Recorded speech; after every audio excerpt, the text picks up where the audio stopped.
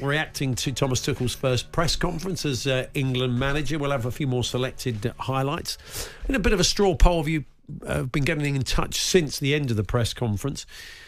A few people admitting that they weren't sure when they were a bit ho-hum about the appointment, but were really impressed by how he handled himself there in line of some pretty tricky questioning, the way he answered the questions and the way he conducted himself generally. So positive signs among some of the sceptics. 03717223344, talksport.com, text to 81089, tweet TSH&J, that's TSHANDJ. Look forward to hearing from you. We'll bring you the best of your reaction throughout the show.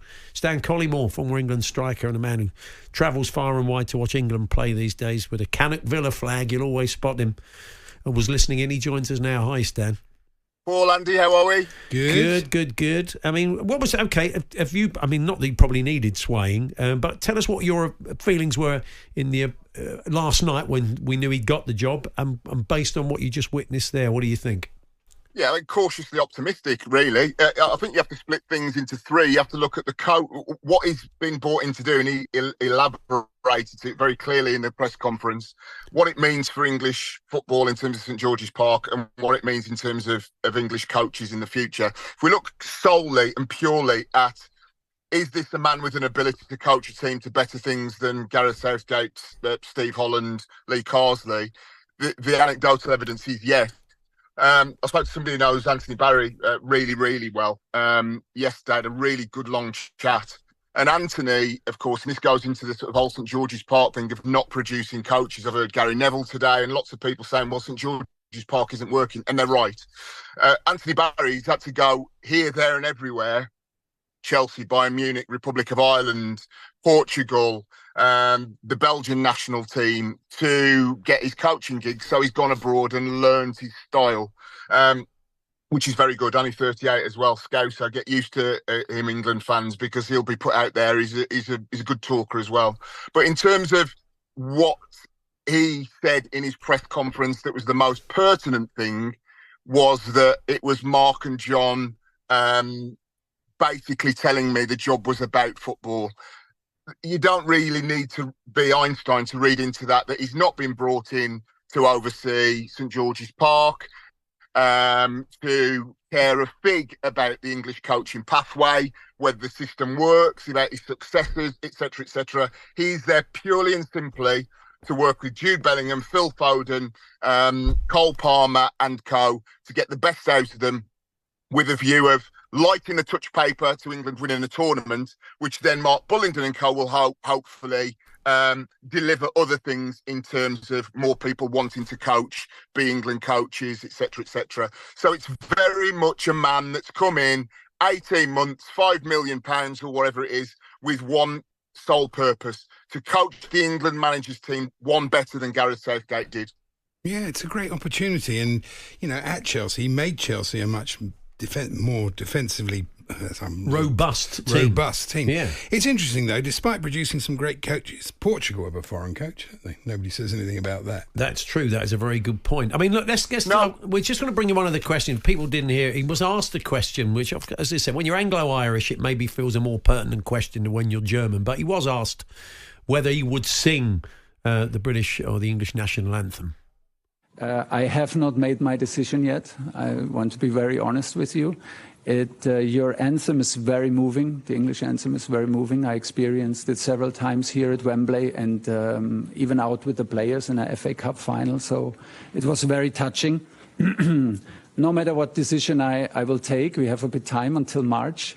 I will always show my respect to my new role, to the country, and of course to a very moving anthem. But as this is a new subject, I will take a little bit of time for this decision. I mean, very diplomatic of him, Stan, but I don't feel it matters. And as I said, as a German, why should he sing it? Ben and Fabio Capello came in, the sort of nonsense jingoism that some of our less salubrious media were using when. I mean, look, we've done it on our own. We've parodied the great Sir Bobby Robson and people like Graham Taylor. So when it comes to a foreigner, there are going to be parts of the media that feel it's absolutely fair game to sledge anybody for daring not to sing God Save the King. I don't care. He's there to do a professional job.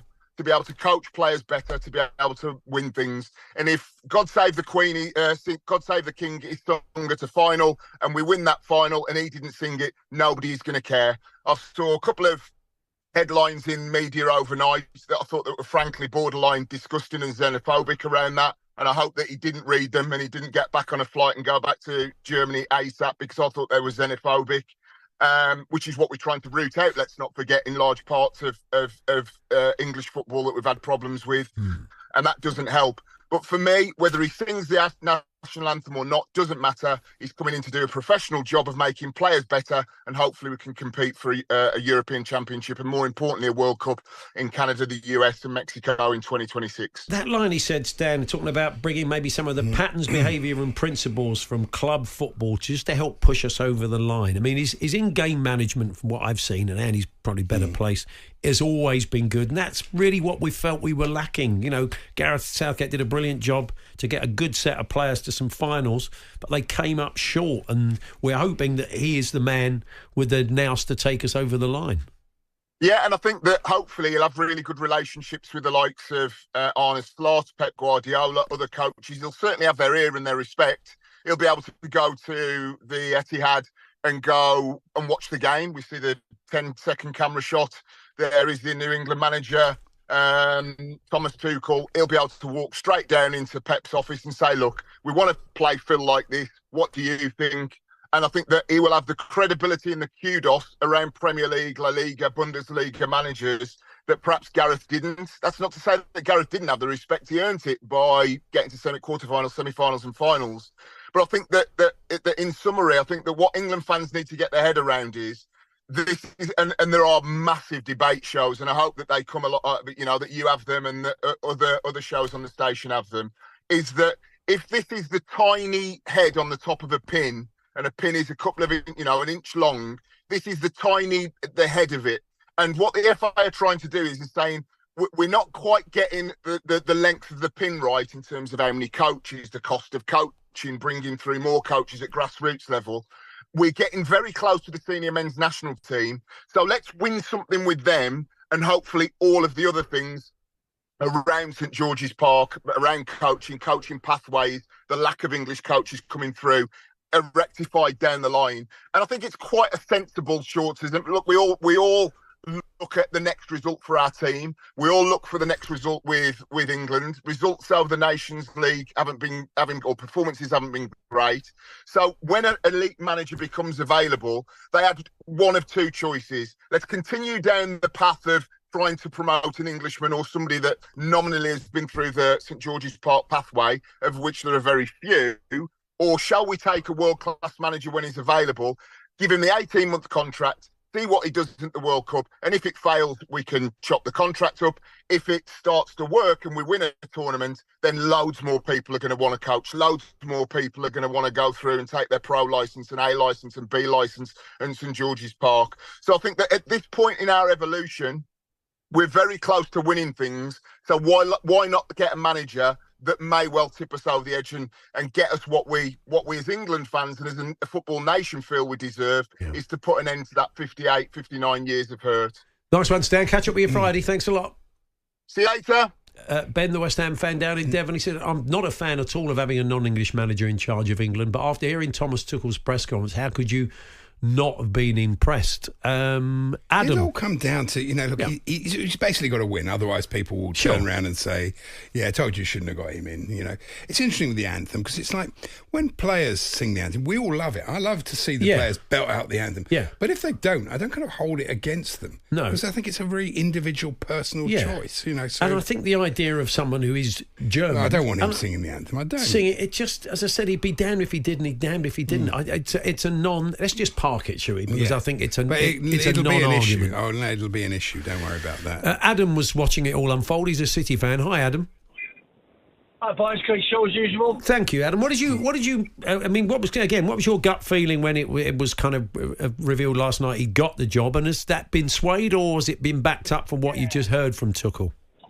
I was gutted last night. No one more than me wanted an Englishman, but like he said at the end, you know, a lot of people weren't interested, but Well, and I was thinking, Bert Salmon, you know, when he signed for Man City, yeah, the controversy he did over the what, but he changed everyone's perceptions and became an ambassador. And he was absolutely brilliant for England, money. But you know what he faced as a German paratrooper. I mean, I even watched the film, The Keeper, and it just makes you realise. I mean, I thought he spoke very well, Thomas. I really did, and it's changed my attitude definitely.